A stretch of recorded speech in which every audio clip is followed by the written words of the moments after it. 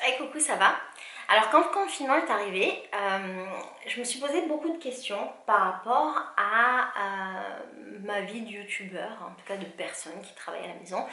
Et je me suis demandé comment j'allais être, comment allaient être les autres youtubeurs, à savoir est-ce que on allait être hyper actif, produire énormément de contenu, ou si au contraire on allait en profiter, ou ils allaient en profiter pour relâcher et ne pas produire de contenu. Au fur et à mesure que le confinement a avancé, j'ai vu beaucoup d'injonctions, des injonctions qui disaient qu'il fallait être productif, faire plein de choses, et des injonctions qui disaient le contraire, à savoir reposez-vous, profitez-en pour ne rien faire. Et puis après, j'ai vu ces débats-là qui sont un peu arrivés dans le milieu des gens d'Instagram, des influenceurs et compagnie. Et je me suis posé moi la question, voilà, où est-ce que je me positionnais, comment j'allais vivre comment j'allais vivre ce confinement, qu'est-ce que j'allais décider de faire ou pas, est-ce que c'était bien d'être hyper productif, ou est-ce qu'il valait mieux finalement se reposer. Et alors quand je me posais la question, est-ce que moi j'ai besoin d'être hyper productive et tout ça, je me suis fait la réflexion qu'en vrai, c'était très difficile de choisir, tu vois, parce que dans mon cas, par exemple, c'est pas quelque chose que je choisis. Moi, je suis pas, quand je dis hyperactive, je parle pas de la maladie de l'hyperactivité, d'accord? Je parle vraiment de l'hyperactivité dans le sens où je fais plein de trucs, dans ce sens-là. Et alors, par exemple, moi, en tant que créatrice de contenu, je ne peux pas rester sans rien faire. Et même si j'essayais de rester sans rien faire, et ben tout est stimulant dans ma vie. Par exemple, si j'ai une conversation avec un être humain, ça va stimuler des idées, ça va me donner des idées de vidéos. Si je lis un livre, je vais avoir des idées pour des futures vidéos ou envie de chroniquer le livre. Si je regarde une série, et ben il va y avoir des réflexions qui vont naître en moi et je vais avoir envie de parler de choses. Du coup, je me suis dit, mais même si j'avais envie de ne pas être hyperactive dans la production de contenu et dans la création, mais en vrai, tout fait que j'ai besoin de créer en permanence. Après, je me suis rendu compte que j'avais besoin de me fixer des objectifs. D'ailleurs, c'est une des premières vidéos que j'ai fait pendant le confinement, qui étaient mes objectifs de confinement. Et je te ferai un point après, mais je crois que j'ai pas vraiment fait les trucs que je m'étais fixé. Pour certaines personnes, comme moi, et ben c'est stimulant. J'arrive pas à avancer dans ma vie si j'ai pas soit une to-do list avec des choses à faire, pas dans le sens où j'ai besoin de remplir mon temps comme ça, de meubler, d'avoir la sensation de d'être occupée. C'est pas du tout ça, c'est qu'en fait si j'ai pas d'objectif, je sais pas où je vais. Moi je me sens perdue et j'ai l'impression en fait de nager dans un truc et de pas savoir où aller. Donc pendant ce confinement, c'était essentiel pour moi, et ça l'est encore parce que moi je suis encore confinée pendant longtemps, c'est essentiel pour moi d'avoir des objectifs. Et puis un truc dont je me suis rendu compte, c'est que pendant le confinement, quand on est artiste ou créateur de quelque chose, eh bien on peut très facilement être dans cette espèce de bulle créative un peu folle que les gens appellent le flow d'ailleurs, je sais pas si tu connais ce terme. Et le flow, c'est un peu ce truc où tu es dans une bulle créative qui fait que le monde arrête de tourner et tu es juste dans ta création et dans ton truc.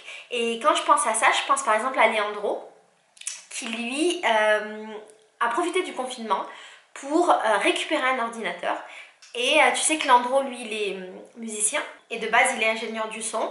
Et en fait, là, depuis qu'il a cet ordinateur, il est dans cette espèce de bulle créative où il passe sa vie à jouer, graver, comment dire, c'est enregistrer, monter et faire ses trucs d'ingénieur du son, je sais pas quoi. Et donc, il est dans cette espèce de bulle créative où le monde n'existe plus et il profite de cette quarantaine pour être dans cette hyperactivité créative. Dans mon cas, je profite de cette quarantaine pour n'avoir aucun être humain qui me parle, parce que je vis avec Sandra, qui est cool, on a nos moments ensemble et beaucoup de moments où chacune fait sa vie. Je vis avec Raj, je montre là parce qu'il dort, pas dans ma chambre, dans sa chambre avec qui est là-bas. Et Raj, lui, est beaucoup dans sa bulle à lui, parce qu'il fait la même chose que moi finalement. Et donc, ça me donne des grands moments où aucun être humain me parle et je peux être hyper concentrée dans ce que je fais. Le confinement, ça m'aide aussi à prendre cette opportunité d'avancer dans mes projets, d'avoir d'avoir des nouveaux projets ou du moins de faire des choses que j'avais envie de faire et que j'arrivais pas à faire. Par exemple, j'ai réussi à faire mon programme bonheur, j'ai réussi à régler tous les trucs que je voulais régler dans mes différentes chaînes, à faire des petits trucs techniques, des trucs de graphisme, des machins, mais des choses, tu vois, qui polluaient mon esprit depuis des mois, voire des années. J'ai réussi à les faire. Et dans mon cas, eh ben, j'ai besoin d'être super active pendant la quarantaine pour pouvoir faire tous ces petits trucs pour pouvoir profiter de faire tous ces petits trucs que je fais pas d'habitude. Et d'ailleurs aujourd'hui je me faisais la réflexion que même en quarantaine je cours après le temps et j'ai l'impression que j'ai pas le temps de faire les choses, je suis tout le temps frustrée. Mais ça c'est mon problème à moi parce que je suis folle, mais je suis toujours frustrée parce que je me dis mon Dieu, j'ai pas le temps.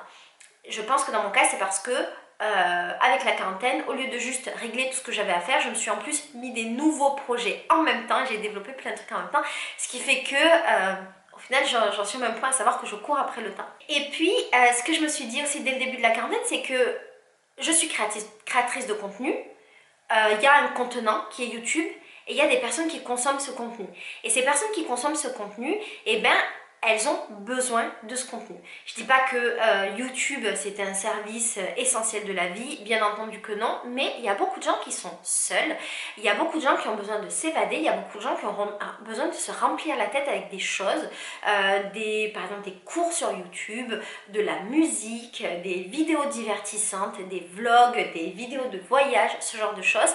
Et je pense que dans ces moments-là, et ben, tout comme moi je suis très heureuse d'avoir des artistes qui me nourrissent pendant cette période de quarantaine, et ben, je crois que un des devoirs des youtubeurs, ou du moins des créateurs de contenu qui peuvent se permettre de le faire, et ben, c'est de créer du contenu pour les gens qui en ont besoin. Je te fais le parallèle avec l'art parce que pendant cette quarantaine, les gens, beaucoup au Brésil, je ne sais pas si vous avez eu la même réflexion en France, se sont rendus compte de l'importance de l'art et des artistes.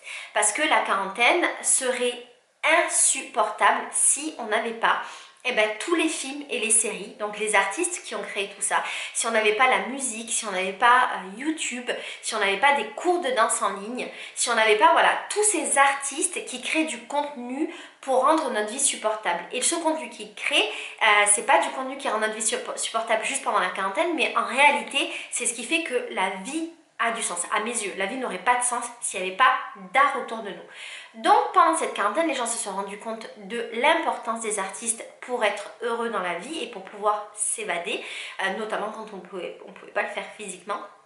Et je pense que les créateurs de contenu ont un petit peu le même devoir de création de contenu pour les gens qui ont besoin de ce contenu-là. Du coup, pendant cette quarantaine, j'en ai profité pour faire plein de vidéos sur ma chaîne à moi, 2 vidéos par jour, pour proposer plein de vidéos sur ma chaîne de relaxation et pour proposer des vidéos sur ma chaîne pour les enfants. Et j'ai même récupéré toutes mes vidéos de la chaîne pour enfants que j'ai mis en podcast pour que les parents qui n'ont pas forcément le temps, qui ont besoin de se reposer, puissent utiliser en fait mes podcasts d'histoire pour les enfants pour prendre du temps pour eux. D'un autre côté, j'entends totalement les arguments qui disent qu'en fait, j'ai sûrement tort de faire ça et que la quarantaine c'était un moment pour se reposer. Et c'est vrai, la quarantaine c'est un des peut-être uniques, rares moments qu'on aurait eu dans notre vie pour avoir le droit de ne rien faire, le droit de se reposer. Et autant l'injonction qui me dit qu'il faut se reposer et que je devrais pas être autant hyperactif et que les youtubeurs, les créateurs devraient pas être autant hyperactifs pendant cette quarantaine me dérange, et ben l'inverse me dérange également. Les gens ont le droit de ne pas produire. Il y a une espèce de truc où on demande aux gens qu'est-ce qu'ils ont fait, quels sont les objectifs, quels sont les nouveaux trucs qu'ils ont fait, est-ce qu'ils ont beaucoup cuisiné, est-ce qu'ils ont fait du sport, est-ce que machin, alors qu'en fait les gens ils ont juste besoin de se reposer et de faire ce qu'ils peuvent faire pour se sentir bien dans cette quarantaine. Et si pour être bien, il y a plein de gens qui ont besoin juste de dormir, de regarder des séries et de passer leur journée sur le canapé, c'est leur droit. Parce que peut-être qu'ils n'auront pas beaucoup d'autres occasions dans la vie de faire la même chose. Je pense que la quarantaine, c'est un moment qui est important dans la vie des gens pour peut-être se recentrer, pour faire des bilans de vie, pour se reconnecter à soi-même et pour également passer des moments de qualité avec soi-même, avec sa famille, avec ses enfants. C'est un moment pour essayer des nouvelles choses, pour pouvoir essayer les passions, les hobbies qu'on n'a jamais pu tenter avant. Et c'est absolument magnifique qu'on puisse avoir cette chance de faire ça. Et quand je dis chance, je pèse mes mots parce que qui peut faire ça? Les gens qui sont suffisamment privilégiés pour pouvoir rester à la maison. Il y a énormément de gens qui malheureusement ne sont pas privilégiés. En France, ce sont les gens qui travaillent pour que on puisse rester à la maison et que le pays continue de tourner. Dans les pays les plus pauvres, ce sont les gens qui n'ont pas les moyens de rester à la maison et qui doivent sortir pour pouvoir manger. Alors du coup, est-ce qu'il faut être hyperactif? Est-ce qu'il faut se reposer pendant la quarantaine? J'ai pas de réponse. Je pense qu'on ne peut pas dire aux gens ce qu'ils ont à faire et on ne peut pas critiquer le fait que les gens fassent ou ne fassent pas. Je pense que chacun fait comme il peut pour surmonter cette épreuve qui est difficile, même si c'est plus confortable pour certaines personnes, bien évidemment. Par exemple, dans mon cas, c'est ultra confortable. Je suis dans une grande maison, j'ai une grande cour, une terrasse, des fenêtres, du soleil, bien sûr c'est confortable. Mais ça reste quand même un moment qui est difficile et notamment pour les personnes qui ont des problèmes psychologiques, qui ont besoin de voir des gens, qui ont besoin de sortir et pour les personnes pour qui ça dépasse en fait l'ennui et l'envie de sortir. Je pense que dans ce moment difficile, chacun fait comme il peut pour pouvoir se maintenir à flot, pour pouvoir préserver sa santé mentale. On ne peut pas juger de la manière dont chacun fait comme il peut.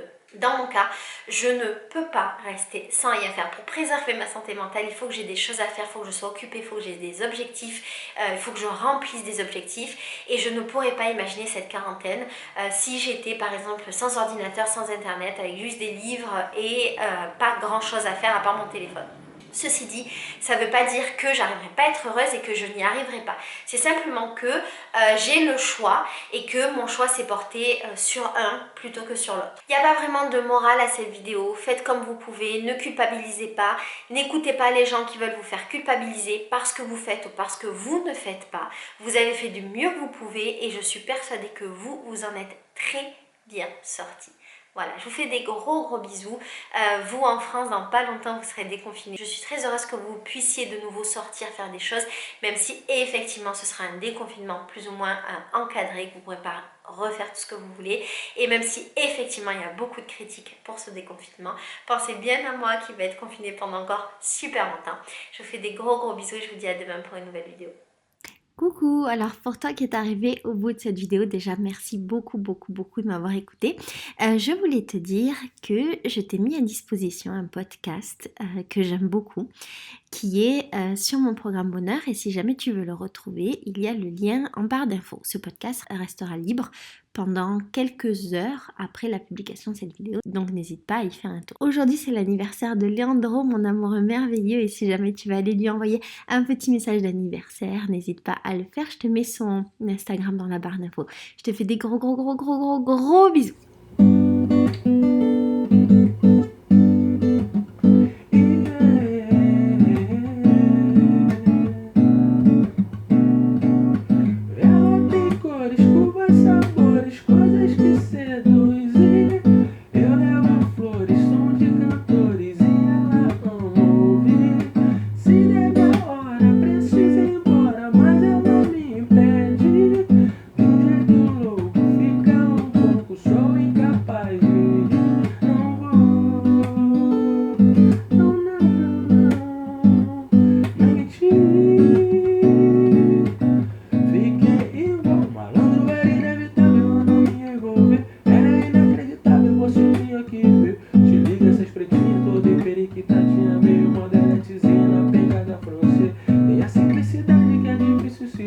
E a sagacidade que é difícil se ter. É de falar baixinho, gosta de calocar.